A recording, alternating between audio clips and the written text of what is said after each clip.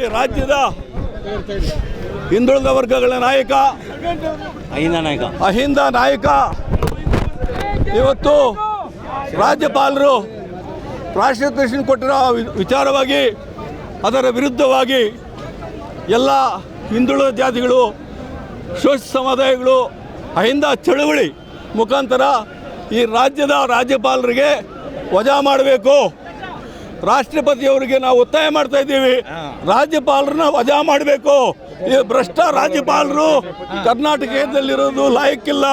ಇವತ್ತು ಸಮಯವಾದಿಗಳು ಕರ್ನಾಟಕದ ಜನ ಭಾರಿ ಪ್ರೀತಿ ವಾತ್ಸಲ್ಯದಿಂದ ನೋಡ್ತಾ ಇರೋಂಥ ಜನ ಇವತ್ತು ರಾಜ್ಯಪಾಲರು ಮಾಡಿರೋಂಥ ಕುತಂತ್ರ ಮತ್ತು BJP ಮತ್ತು JDS ಅವರ ಕುತಂತ್ರದಿಂದ ಇವತ್ತೇನು ಇಡೀ 4.6 ಕೋಟಿ ಜನರ ಪ್ರತಿನಿಧಿಯಾಗಿ ಎಲ್ಲ ಭಾಗ್ಯಗಳು ಕೊಟ್ಟು ಈ ದೇಶದಲ್ಲೇ ಭ್ರಷ್ಟಾಚಾರ ರಹಿತ ರಾಜಕಾರಣಿ, ಭ್ರಷ್ಟಾಚಾರ ರಹಿತ ಮುಖ್ಯಮಂತ್ರಿ ಯಾರಾದರೂ ಈ ದೇಶದಲ್ಲಿದ್ದರೆ ಅದು ಮಾನ್ಯ ಸಿದ್ದರಾಮಯ್ಯನವರು.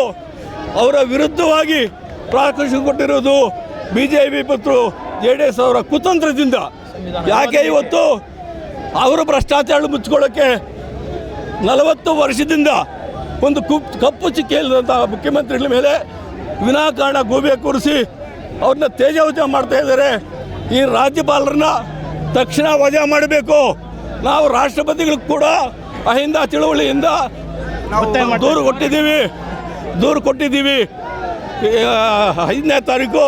ಯಾಕೆಂದರೆ ಇವತ್ತು ಈ ದೇಶದಲ್ಲಿ ಭ್ರಷ್ಟಾಚಾರ ರಹಿತ ಮುಖ್ಯಮಂತ್ರಿ ಯಾರಾದರೂ ಇದ್ದರೆ ಅದು ಏಕೈಕ ಸಿದ್ದರಾಮಯ್ಯ. ಅವರನ್ನು ಯಾವುದೇ ಕಾರಣಕ್ಕೂ ಜೊತೆ ಮಾಡೋಕ್ಕೆ ಬಿಡೋಲ್ಲ ಈ ಅಹಿಂದ ಜನ. ರಾಜ್ಯಾದ್ಯಂತ ಇಡೀ ನೋಡಿ ಬೆಂಕಿ ಬೀಳುತ್ತೆ, ರಾಜ್ಯದಲ್ಲಿ ಬೆಂಕಿ ಬೀಳುತ್ತೆ.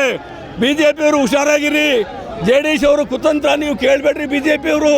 BJPನ ಮುಗಿಸೋಕೆ ಬಂದಿರೋ JDS ಅವರು ನೀವು ಯಾಮಾರ್ತಾ ಇದ್ರಿ. ಇಬ್ಬರು ಹಾಳಾಗ್ತೀರಿ ಈ ರಾಜ್ಯದಲ್ಲಿ.